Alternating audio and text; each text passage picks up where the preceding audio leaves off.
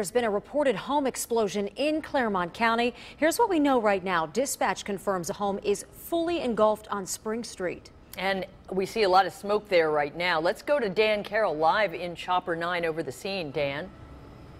Well, you are seeing this just as we are seeing it here in Chopper 9. We are approaching from the east, from the west to the east, and we're flying over the Bethel Cemetery.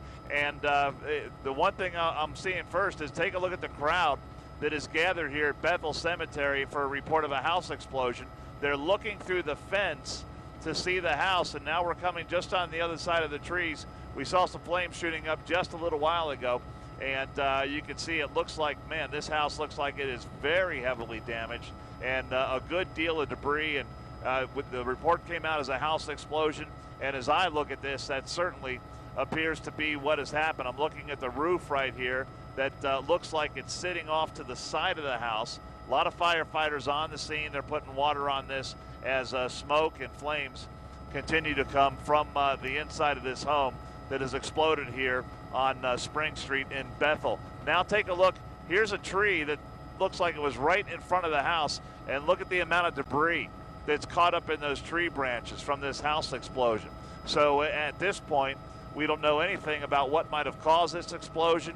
We don't know anything about people that may or may not have been inside. And obviously there's going to be an investigation to figure out exactly what happened here. But firefighters are on the scene, putting water on this and trying to get the fire out right now. But it is certainly drawing the attention of a lot of people around Bethel. And I would imagine there was quite a loud explosion as this house looks to be completely destroyed from whatever happened here to make this explosion happen.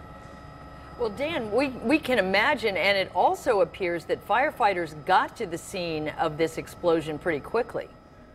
Yeah, that's my thought on this. When we first saw this, we saw it. We were about in just a little bit to the west of Mount Washington, and I got the camera on this. And from my experience, when you see a fire, you see a lot of the gray and dark-colored smoke that comes out of a house fire or a building that's on fire, and then that smoke tends to change color to a whiter color, a lighter gray color once firefighters start putting water on that. So when we first saw it, we saw a lot of that heavy gray smoke coming up, and then it slowly started changing color to the lighter gray color that you see right now, because obviously as we push in here, you can see the amount of firefighters that are on there and just trying to extinguish these flames. But take a look at just how absolutely devastated and destroyed this home is from that explosion. So something catastrophic obviously happened to this house here, and they're going to have to figure out exactly what happened. And we can only hope that there was no one inside when this explosion did happen. But of course, we have no information on that just yet.